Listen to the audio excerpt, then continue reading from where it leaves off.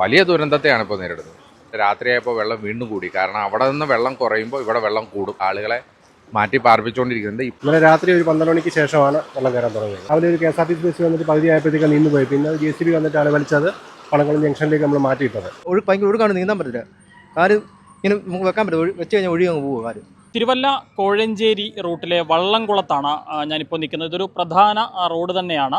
ഇന്നലെ രാത്രി വരെ സുഗമമായി വാഹനങ്ങളൊക്കെ കടന്നു പോയിക്കൊണ്ടിരുന്ന റോഡാണ്. ഇപ്പോൾ ആ റോഡിൻ്റെ അവസ്ഥ എന്ന് പറയുന്നത് ഈ കാണുന്നതാണ്. ഒരു ആറിന് സമാനമായ രീതിയിൽ റോഡ് നിറഞ്ഞ് വെള്ളം ഒഴുകിക്കൊണ്ടിരിക്കുകയാണ്.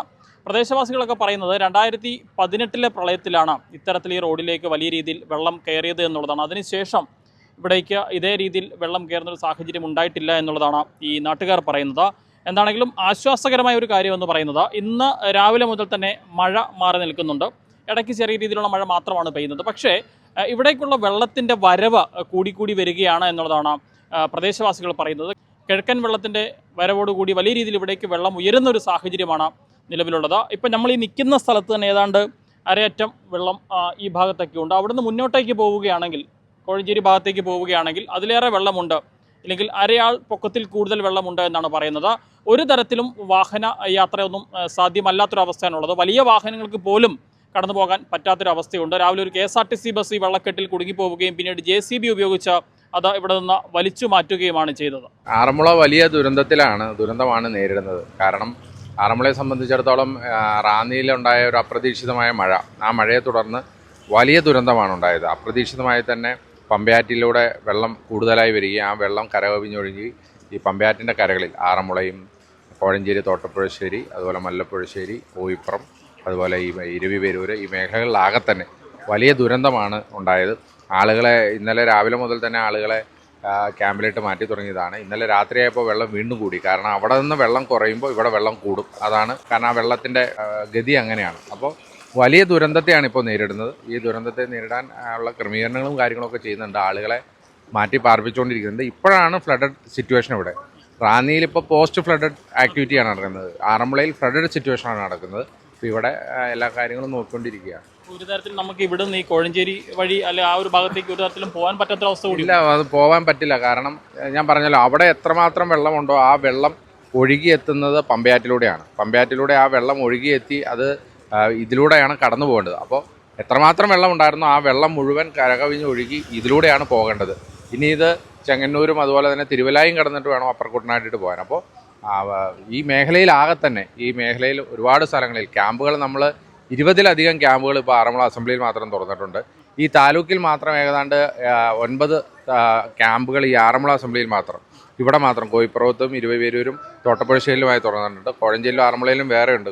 ആറന്മുള പഞ്ചായത്ത് ആകെ വെള്ളത്തിനടിയിലാണ്. കാരണം ഏറ്റവും താഴ്ന്നൊരു പ്രദേശം കൂടിയാണ്. വലിയ ദുരന്തത്തെയാണ് ഇപ്പോൾ നേരിടുന്നത്. ചേട്ടാ, ഈ വള്ളംകുളം പ്രദേശത്ത് സാധാരണ ഇങ്ങനെ വെള്ളം കയറുന്നതാണോ റോഡിലേക്ക്? ഇതിന് മുമ്പ് 2018 വെള്ളപ്പൊക്കത്തിലാണ് നമുക്ക് ഇത്രയും വലുതായിട്ട് വെള്ളം പൊങ്ങിയിട്ടുള്ളത്. അതിനുശേഷമുള്ള വെള്ളപ്പൊക്കത്തിൽ ചെറുതായിട്ട് റോഡിന് സൈഡിലൊക്കെ വെള്ളം വരുന്നല്ലാതെ ഇതുപോലെ വെള്ളം നന്നായിട്ട് പൊങ്ങിയിട്ടില്ല. ഇപ്പോൾ ഒരു ആറ് ഒഴുകുന്ന രീതിയിൽ തന്നെ റോഡ് നിറഞ്ഞു കവിഞ്ഞൊഴുകുകയാണ് അല്ലേ? അതെ. ഇപ്പോൾ ഈ ഒരു നമ്മൾ നിൽക്കുന്ന ഭാഗത്ത് മാത്രമേ ഒളിച്ചിട്ട് വെള്ളം കുറവ്. അങ്ങോട്ട് പോകും തോറും അരയ്ക്ക് മേളിൽ തന്നെ ഒരാളുടെ അരപ്പൊക്കത്തിൻ്റെ മേളിൽ വെള്ളം ഉണ്ടാകുന്നുണ്ട്. എപ്പോഴാണ് ഈ റോഡിലേക്ക് ഇത്രയും വെള്ളം കയറിയത്? എപ്പോഴാണ്? ഇന്നലെ രാത്രിയാണ് കയറിയത്. ഇന്നലെ വൈകുന്നേരം ഒരു 7 മണി വരെ റോഡിൽ ഒരു തുള്ളി വെള്ളം പോലും ഇല്ല. ഇന്നലെ രാത്രി ഒരു 12 മണിക്ക് ശേഷമാണ് വെള്ളം കയറാൻ തുടങ്ങിയത്. രാത്രിയിലാണ് കയറിയത്. ഈ കിഴക്കൻ വെള്ളത്തിന്റെ വരവെല്ലാം കൂടി ആയപ്പോഴത്തേക്കായിരിക്കും. അതെ. എനിക്ക് തോന്നുന്നു റാന്നി ഭാഗം അവർക്ക് വെള്ളം ഇറങ്ങാൻ തുടങ്ങിയപ്പോഴാണ് ഇവിടത്തേക്ക് വെള്ളം കയറി തുടങ്ങിയത്. ഇത് തിരുവല്ല കോഴഞ്ചേരി റോഡാണ്. അപ്പോൾ ഒരു തരത്തിലും ഒരു വാഹനങ്ങളും വലിയ വാഹനങ്ങൾക്ക് പോലും കടന്നു പോകാൻ പറ്റാത്തൊരവസ്ഥയാണ് നിലവിലുള്ളത്.